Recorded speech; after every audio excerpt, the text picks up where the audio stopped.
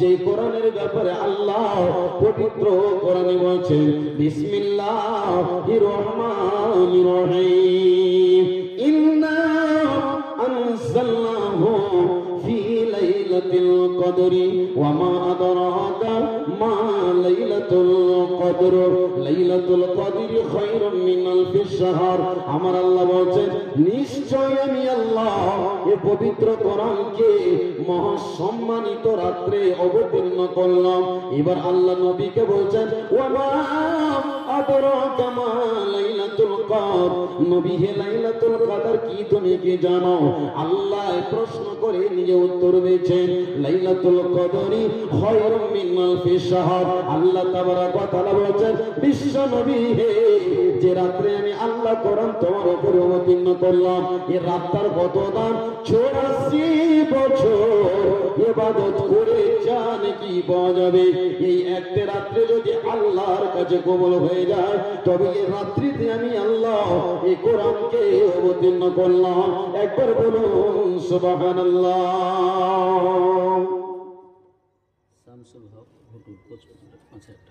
আলহামদুলিল্লাহ। শামসুল হক, আচ্ছা ডাক নাম হচ্ছে ভুটু, কোচপুকুর থেকে। উনি 5000 টাকা আল্লাহর ঘরে দান করছেন। আল্লাহুম্মা আমিন, আল্লাহুম্মা সাল্লি আলাইহি, আল্লাহুম্মা বারিক আলাইহি। আল্লাহ তুমি দানকে কবুল করো, আমিন। তো কি বলছিলাম? এই পবিত্র কোরআনের সম্মান, পবিত্র কোরআনের গুরুত্ব বলছিলাম। আচ্ছা বলুন বাবজি, আপনাকে একটা প্রশ্ন করছি। আপনি লেখাপড়া করে যত শিক্ষায় শিক্ষিত হয়েছেন,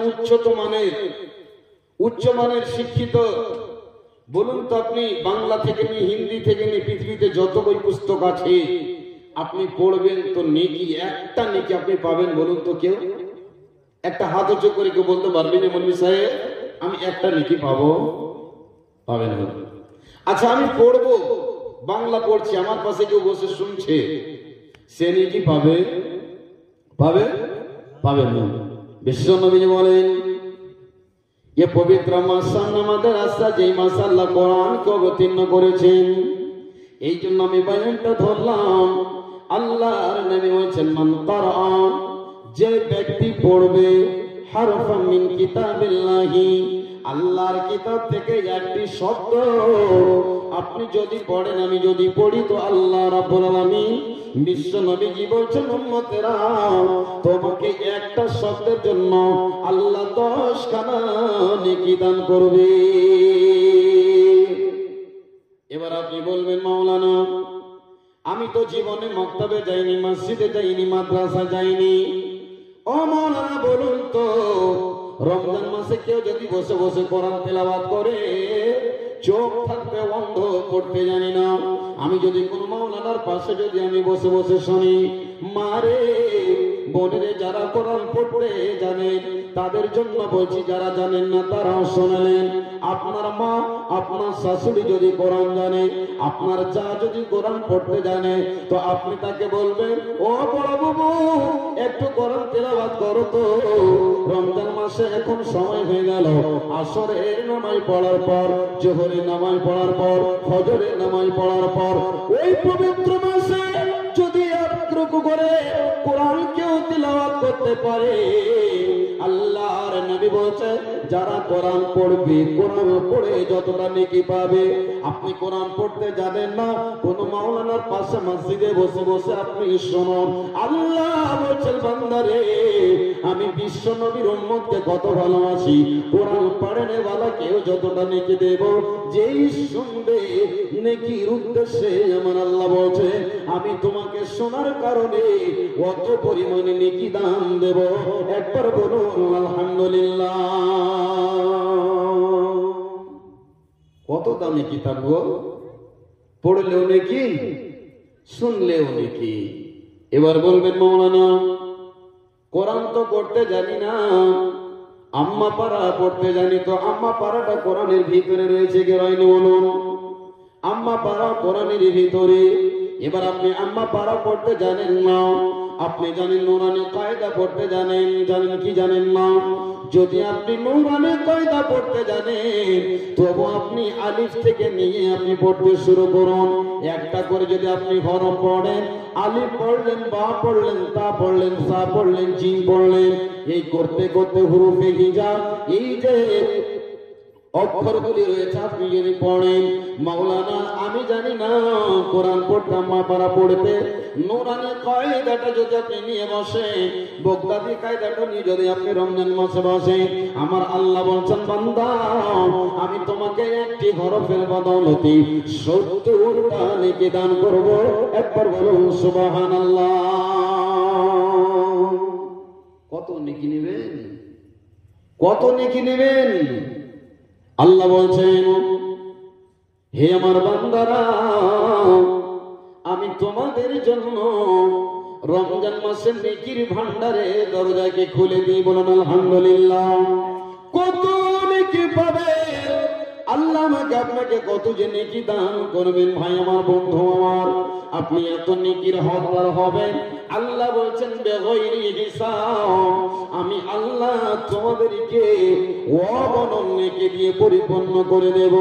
আল্লাহ বলছেন বান্দা অন্য দিয়ে তোমাদেরকে মেপে মেপে নেকি দেওয়া হয়, কিন্তু যখন পবিত্র মাস, যখনই মাস চলে আসে তখন আমি আল্লাহ এই পবিত্র মাস রমজান মাসে তোমাদেরকে আমি অফুরন্ত নেকি দিয়ে পরিপূর্ণ করব।